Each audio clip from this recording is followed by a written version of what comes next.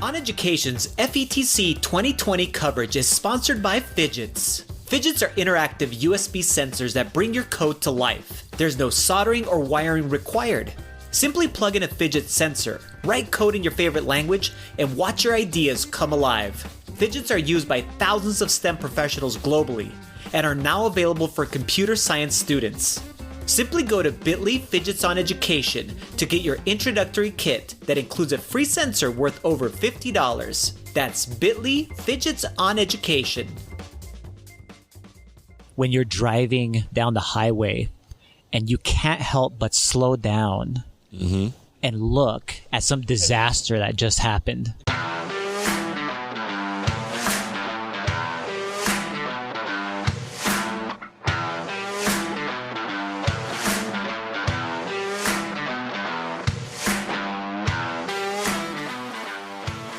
All right, welcome to the podcast, everyone. We are joined by Eujon Anderson. Eujon is the technology director at Troy City Schools in Alabama. How you doing, man?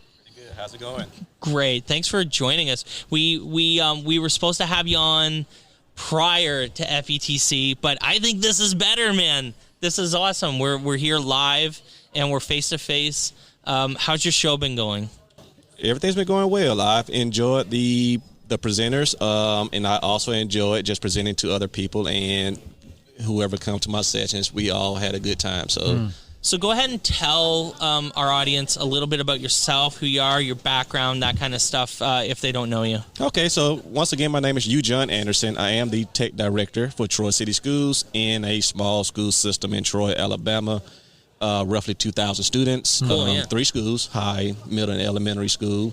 And just briefly about my background, I actually come from the technical side of the world. So I know when we always speak on the tech directors, it's either you're technical or you're education. Yeah. And so that was a challenge for me to become understanding of the educational side. So I enjoy working with administrators. I enjoy working with teachers. I enjoy working with students as it relates to educational technology. Digital tools, but also with the technical background, I also still continue to have my focus with network infrastructure, making certain that we have the devices and tools that are needed, they're updated, and they're managed properly. And so that's just a little background about myself and what I like to do. Awesome. So we're here at FETC. Have you been able to present here, or yes? Okay, tell us a little bit about your sessions that you're. I had 6 presentations at FETC. Thank goodness to Miss Jennifer Womble. She selected me to be a part of the new Ed Tech Coaches track. So awesome. I had the opportunity to focus my role as the tech director, but also speak as if I am a tech coach. And so it was a challenge, but I also enjoyed doing it because I do believe being the CTO or the tech director, at times you do have to understand the roles of a tech coach or the professional learning opportunities that you can give to your administrators and teachers. And so those were my sessions were based on. We focused on the different digital tools that administrators can use in their roles, how they could become the model educator for their teachers, because we believe that the administrators should be the lead tech people in their schools. Yeah. And then the teachers should follow the lead. That's interesting, because often that is not the case. That is not the case. It's usually a very teacher-driven kind of initiatives and those kinds of things, and usually it's like rebels like Mike and I who are just and risk takers who are willing to try out some things and then kind of bring it to the masses versus it being like that. That's very interesting. Yes, and I noticed that as well. Even in your professional learning model in schools, I noticed that tech coaches or even the CTOs, we go to the teacher first, which is great. We need to understand what their needs are. But I also want on the top level for the administrators to understand that I need your help as well. I need your support as we begin this journey to focus on what your teachers and your students need. And so we're going to speak on professional learning as it relates to you. Here are the digital tools that your teachers are using and your students. You need to understand how they can work. And so for my session that I spoke on how you can take a simple digital tool, and of course we're not going to name most of them, but how you can take Google or Microsoft, or whatever the case may be, and then how you can use them in your role. And once you begin to use those tools in your role, now you can show that support and model to your teachers. Okay. And then the other session that we had was the impact of the ed tech coaches and how similar to those roles of working with those teachers, how you can work with the administrators. Because as an ed tech coach, whether or not you're from the central office perspective or you're from the school system, I believe that you need to build those relationships with your administrators as well so they can back you. So when you are going into those classrooms to show those models to your teachers, they believe what you're showing because the administrator also is doing it as well. They've been able to see that being modeled at that highest level. Exactly. Yes. I bet relationship building is a huge part of your job. Like yes. Especially when you come from a non-teacher side, yes, where you're trying to earn trust and build confidence, yes, with the people that you're now also, like, in some cases leading or guiding or giving advice to. Maybe talk about how you've worked at doing that, because I bet that's a huge part of your job. Yeah, so this question was asked to me before. I think I just had a conversation with another tech director, and the way the conversation went was, okay, you are the tech director, so you're basic administration. Mm-hmm. And so when you go into the classroom and you are there probably to observe what they're doing in the classroom as it relates to ed tech or digital tools or whatnot, but then also you're trying to build trust with them on, I also want to show you how you could use this effectively. Yes. And that is it's kind of hard to do. It is a challenge. And then also, as we're having this conversation with your teachers, from my role, I also have to explain to them why I do what I do as it relates to what websites I have to block, or for security measures, why I believe in the importance of security for the students' sake, for their data, so there would be no breaches or whatnot. And so we have to have those conversations. But I do believe that as a tech director, if we do have those conversations with our administrators and with our teachers, then I think it helps build a relationship. So instead of just staying in the office and I'm at my computer screen and I'm monitoring the desktops, and then when they do the wrong things and I hit the block button, they don't know who I am. And then when I so how can you come into a classroom and have those conversations? So I think we should do that first. Yes. With the teachers. I was just changing topics just a little bit. Mike and I talk often because we're actively on social media on a variety of different topics, specifically dealing with education.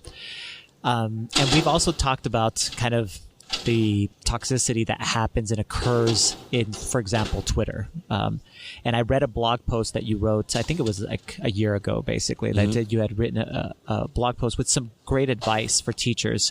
Because sometimes teachers, you come into this with the best intentions as far as a newcomer into it. And a lot of people that do come into it, they may have a Facebook site, as far as a Facebook account, but they may not use social media in other aspects, and they've never used it in a professional manner. Right. So when they're like, hey, you should join Twitter because there's all of these possibilities of creating a professional learning network and so on and so forth, you're selling this, as I do, to other teachers.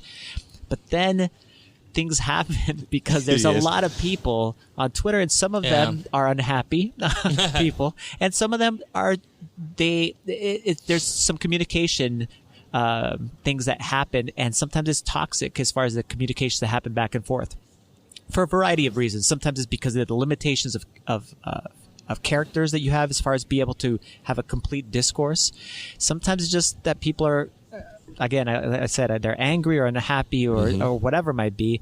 What advice do you have for those teachers? Because I always tell people, don't just turn off your account. There's ways to be able to go ahead and those voices that you are not appealing to you or aren't helping you in your profession, there's a way to basically be able to kind of turn them off. So tell us what advice you would have for them. And so speaking on that blog, I think the reason why I wrote that blog, because I do realize at times you as a teacher or anybody for that matter, you can become overwhelmed with what you receive from social media or just even internet in general. But here's the thing, you don't turn your internet off, so why are you deactivating your accounts? That's a great point. And that's the way I look at that point. You still have to use that as a resource. And so we as educators who promote social media, Twitter, Facebook, Instagram, we're always telling them this is where you can build your professional learning communities.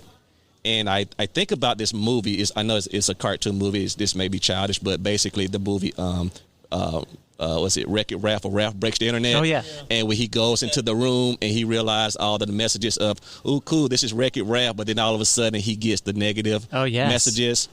You have to ask yourself as an educator, what are you receiving when you're on social media, Facebook or Twitter? And in this case, if you are trying to use it for educational purposes for growth, then you can turn off those messages. Yes. And that's what I mentioned in that blog a year ago, where I wanted the teachers to understand how to get more positive messages out of social media. Yes. And I just tried to give them some tips. And of course, the first tip is I'm not going to tell you don't deactivate your account, but before you do, let's try these things. First, do not be afraid to block messages from people who you don't need to receive those messages from. Yeah. It's okay to unfollow. Mm-hmm.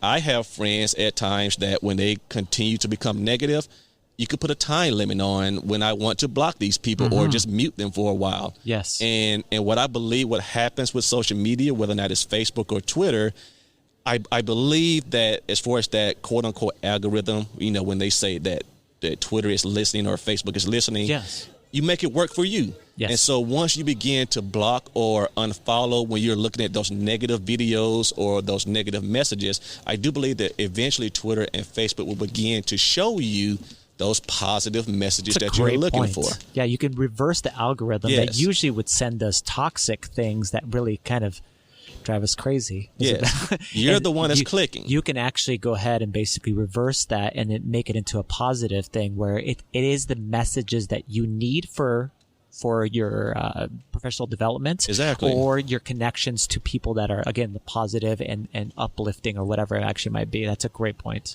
I use social media for me. That's generally what I say. And whether that's for learning or connecting or whatever, but, it has to build you up in a lot of ways, in the sense that, if you're seeing, like you said, if you're seeing things that aren't contributing to your work and your life and are in fact doing the opposite in some cases, you have complete control over what you see. You really do. And you can, like you said, blocking and muting and whatever, those things can be your friends. They can be helpful to you. I think that's amazing advice and something that everyone should be, mindful of, because there's this human thing for us to do though too. I was just thinking about this. Another analogy would be when you're driving down the highway and you can't help but slow down and look at some disaster that just happened. They call it rubbernecking. We do it all the time. You shouldn't do that. But it's like this human thing. And I find myself doing that specifically on Twitter with specific accounts. And it's like, I got to quit doing that, because all it is like, usually it's just making me angry or frustrating me or whatever it might be, or maybe making me want to respond when I should actually just not respond. It's kind of like when people talk about not reading the YouTube comments or whatever it might be, because there's this kind of toxic troll culture in some areas where you're just like, you gotta not look in that direction, and then that ends up being a positive result as far as the medium to be able to go ahead and use it, especially in a professional manner. Yes, and it's easier said than done, because you have to remember that vibe that you are getting from social media, and it could be toxic, and if it is toxic, imagine what's going to happen once you go into your classroom, because when you have those teacher breaks or those admin breaks, because they're on social media too, and you're looking at those messages, and if they are negative, imagine how you're going to respond to your teachers, or how the teachers are going to respond to the students when they come back into the classroom, or they come back to your office or work or whatnot. So you have to be mindful of that. Yes. Awesome. Eujon, how can people connect with you, learn more about you, talk about the ways that you connect with people out there? So he mentioned my blog at first, and I would love to get better with blogging, since I know that people are looking at it now. Me too, man. But please follow me on Twitter at Eujon_Anderson, or my website, www.eujonanderson.com. Awesome. Eujon, thank you so much. Thank you. Thank you, guys. Thanks for listening to OnEducation. My name is Glenn Irvin. My co-host is Mike Washburn. OnEducation is part of the On Podcast Media Network. You can listen to this show and many others by great educators like Monica Burns, Mike Matera, Tisha Richmond, and many more by visiting onpodcastmedia.com. Want to get in touch with us? Check out our website at oneducationpodcast.com. You can tweet us at OnEducationPod. Mike is at Mr. Washburn on Twitter, and I can be found on Twitter at IrvSpanish. You can find us on Facebook by visiting facebook.com/OnEducationPod. We're also on Instagram at OnEducationPod. Want to support OnEducation? Visit our Patreon site at patreon.com/OnEducation. There, you can get access to full videos of the podcast and so much more. If you're enjoying the show and think others would too, we would be thrilled if you shared it with them. Please leave us a rating or a review in Apple Podcasts or the Google Play Store. When you leave a rating, it gives our rankings a boost. It helps others discover the show. We want to thank our presenting sponsor, Classcraft, for supporting us. Check out classcraft.com/OnEducation to learn more about them.